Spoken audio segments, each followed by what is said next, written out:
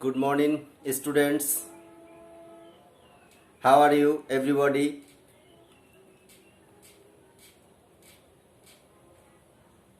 I am also fine. তোমাদেরকে স্বাগত জানাচ্ছি ফাতিমা উচ্চ বিদ্যালয়ের অনলাইন ক্লাসে। তো গত ক্লাসে আমরা চতুর্থ শ্রেণীর গণিত বইয়ের ৮ অনুশীলনীর ভগ্নাংশ শিখেছিলাম। আজও আমরা সেই ভগ্নাংশই শিখব। ১০২ নম্বর পৃষ্ঠার দাগ নাম্বার ৫-এর খালি ঘর পূরণ শিখব এবং ৬ ও ৭ নাম্বার সমাধান আজকে আমরা শিখব। তো সবাই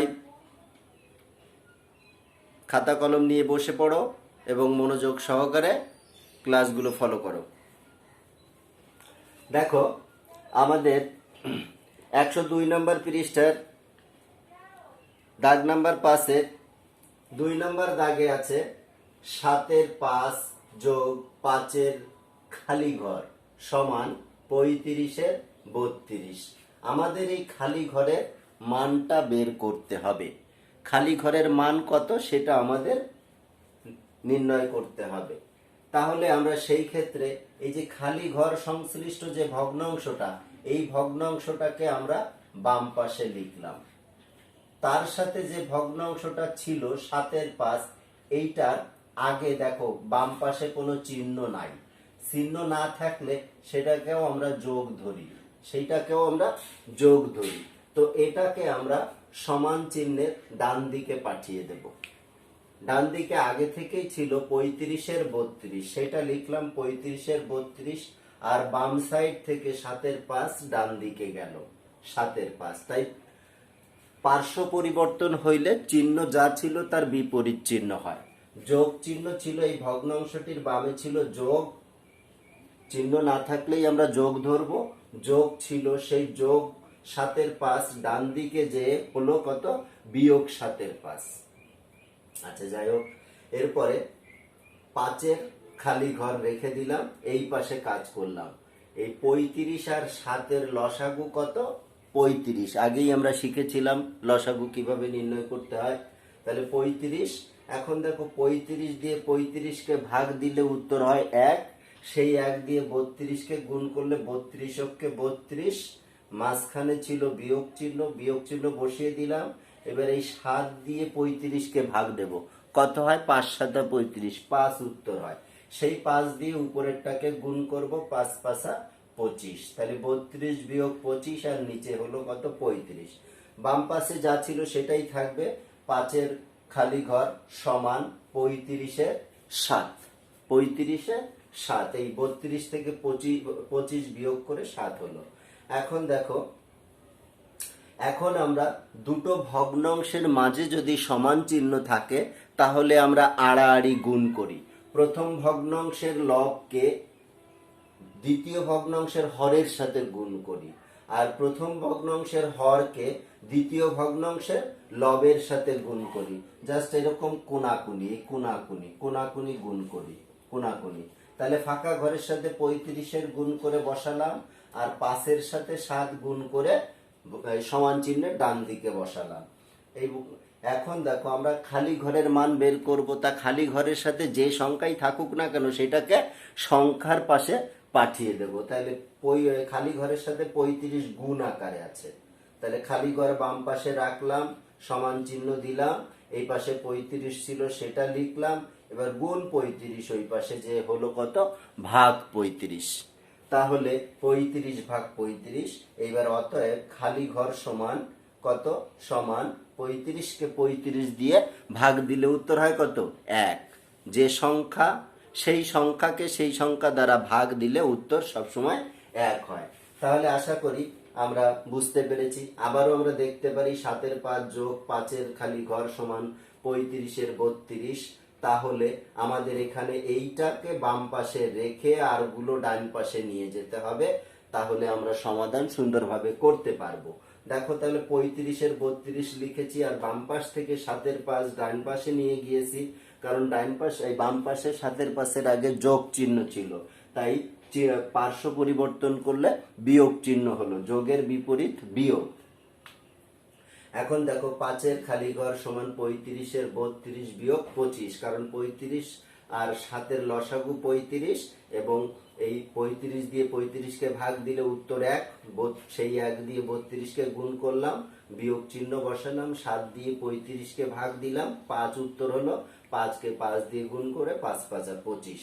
এবার আমরা দুটো ভগ্নাংশ পাচ্ছি, 5-এর খালি ঘর সমান 35-এর 7, তাইলে এই ক্ষেত্রে আমরা কোনাকুনি গুণ করব। প্রথম ভগ্নাংশের লবকে দ্বিতীয় ভগ্নাংশের হরের সাথে গুণ করব, এই যে গুণ করেছি, আর প্রথম ভগ্নাংশের হরকে দ্বিতীয় ভগ্নাংশের লবের সাথে গুণ করব, এটা করেছি। 5 গুণ 7, 5 7 35। এখন আমরা কি করব, খালি ঘরের সাথে গুণ, যোগ, বিয়োগ, ভাগ যে আকারেই সংখ্যা থাকুক না কেন সেইটাকে আমরা সংখ্যার পাশে নিয়ে যাব। তাহলে গুণ 35 আছে, 35-কে ডান দিকে নিয়ে যাব সমান চিহ্নের, তাহলে 35 ভাগ 35 হবে। এখন দেখো খালি ঘর সমান 35-কে 35 দিয়ে ভাগ দিলে উত্তর 1।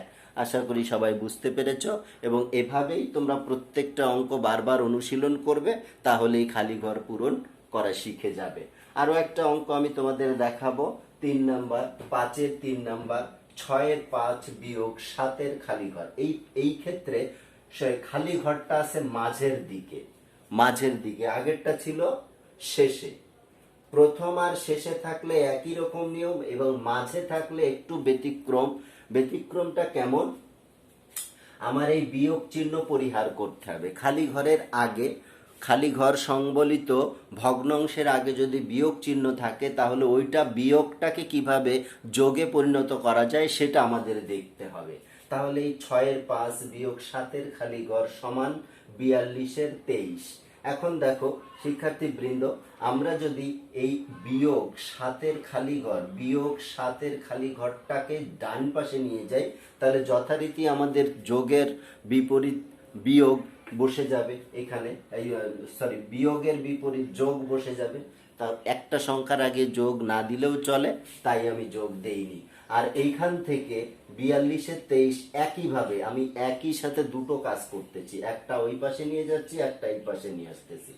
এখন দেখো এই 6-এর 5 এখানে আমার ছিল, 6-এর 5 এখানে ছিল, তাহলে 6-এর 5 যদি এখানে থেকে থাকে, আমরা এইটা এই পাশে আনতেছি আর এইটা এই পাশে নিয়ে যাচ্ছি, তাহলে 7-এর খালি ঘর ওই পাশে গেলে যোগ হলো, আর 42-এর 23 এই পাশে আসলে কত হলো, বিয়োগ 42-এর 23 হলো। তাহলে এখন আমরা এইটার লসাগু করি, 42ই হয়।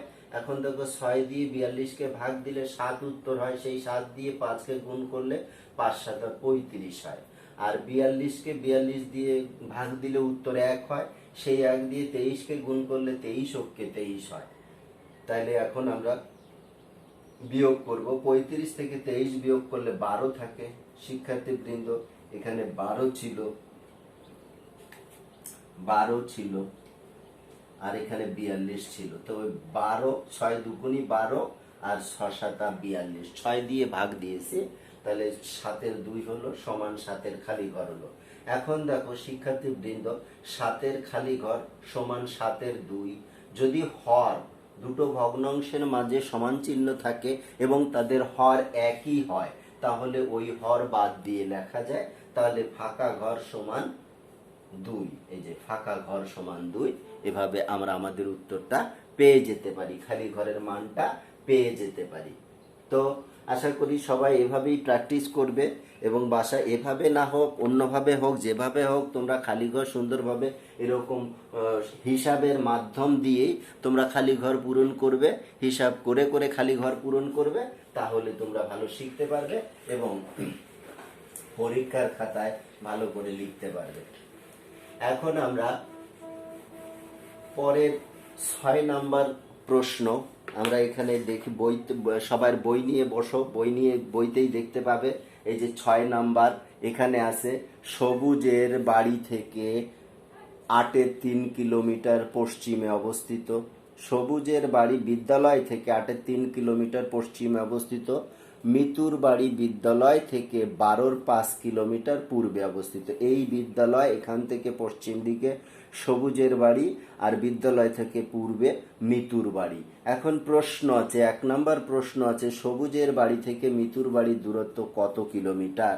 সবুজের বাড়ি থেকে মিতুর বাড়ির দূরত্ব, মানে এই সবুজের বাড়ি থেকে ডাইরেক্ট এই বিদ্যালয় হয়ে একেবারে মিতুর বাড়িতে যেতে কত কিলোমিটার পথ অতিক্রম করতে হবে, সেটাই হচ্ছে সবুজের বাড়ি থেকে মিতুর বাড়ির দূরত্ব।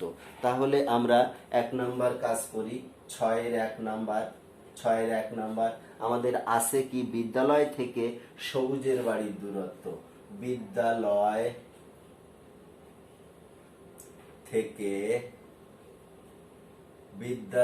থেকে সবুজের বাড়ির দূরত্ব, সবুজের বাড়ির দূরত্ব কত কিলোমিটার? আছে 8.3 কিলোমিটার। 8.3 কিলোমিটার। আবার বিদ্যালয় থেকে মিতুর বাড়ির দূরত্ব আছে কত কিলোমিটার? 12.5 কিলোমিটার। তাহলে আমরা এখানে কি লিখতে পারি? সবুজের বাড়ি থেকে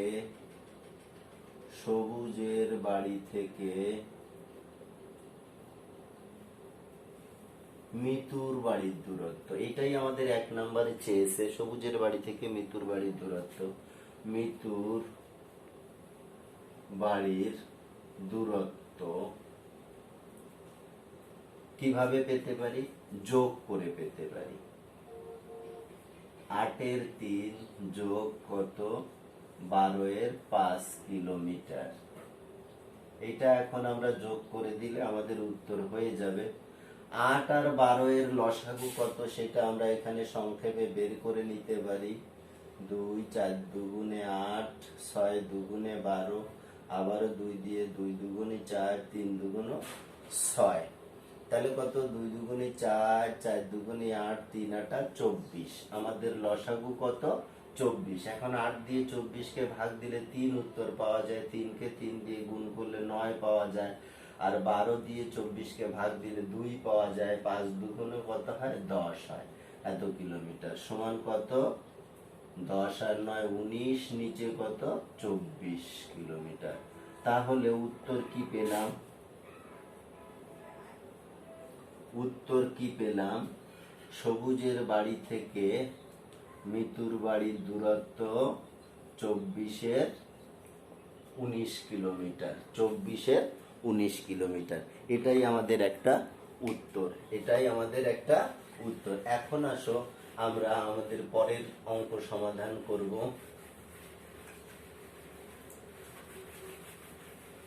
2 নম্বরে আছে বিদ্যালয় থেকে কার বাড়ি নিকটবর্তী? সবুজ ও মিতুর বাড়ি থেকে বিদ্যালয়ের দূরত্বের পার্থক্য নির্ণয় করো। তাহলে বিদ্যালয় থেকে কার বাড়ি নিকটবর্তী? আমরা আবারও লিখতে পারি বিদ্যালয় থেকে সবুজের বাড়ির দূরত্ব কত? 8.3 কিলোমিটার। এটাকে যদি আমরা একটু এখনই কাজ করি, কোনো ভগ্নাংশ দিয়ে, কোনো সংখ্যা দিয়ে 3 দিয়ে গুণ করি, তাহলে 3 3-কে 9, 3 8 24। আমরা কি করলাম? 3 দিয়ে উপর নিচে গুণ করলাম। আবার দেখো, বিদ্যালয় থেকে মিতুর বাড়ির দূরত্ব, মিতুর বাড়ির দূরত্ব কত কিলোমিটার? 12.5 কিলোমিটার।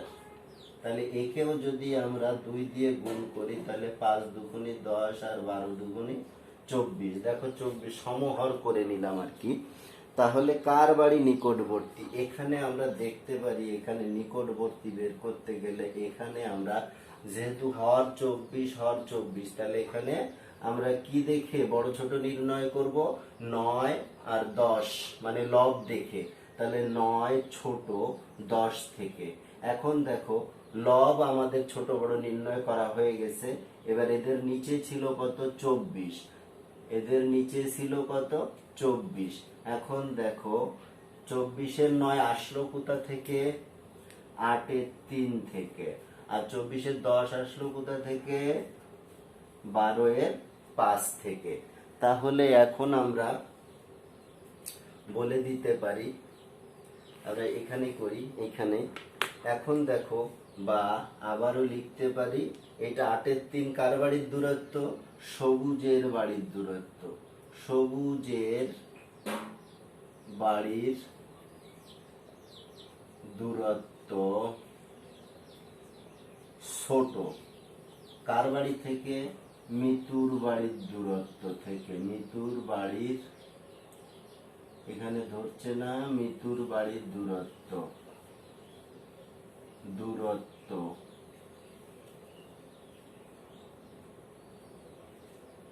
এই দূরত্ব দূরত্ব তাহলে আমরা যার বাড়ির দূরত্ব কম, ছোট, অল্প, সেইটা নিকটবর্তী। তাহলে সমাধানে আসতে পারি কি? অতএব সবুজের বিদ্যালয় থেকে সবুজের বাড়ি নিকটবর্তী। বিদ্যালয় থেকে সবুজের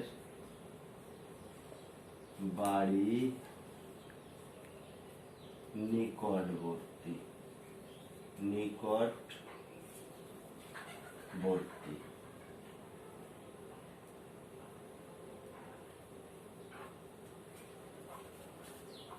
নিকটবর্তী একটা উত্তর আমরা পেলাম। এখন আর একটা উত্তর আছে, সবুজ ও মিতুর বাড়ি থেকে বিদ্যালয়ের দূরত্বের পার্থক্য। সবুজ ও মিতুর বাড়ি বিদ্যালয় থেকে পার্থক্য বের করতে গেলে আমাদের কি করতে হবে? সবুজ ও মিতুর বাড়ি থেকে বিদ্যালয়ের দূরত্বের পার্থক্য। আমরা এর পরের অংশ করছি, সবুজ ও মিতুর বাড়ি থেকে বিদ্যালয়ের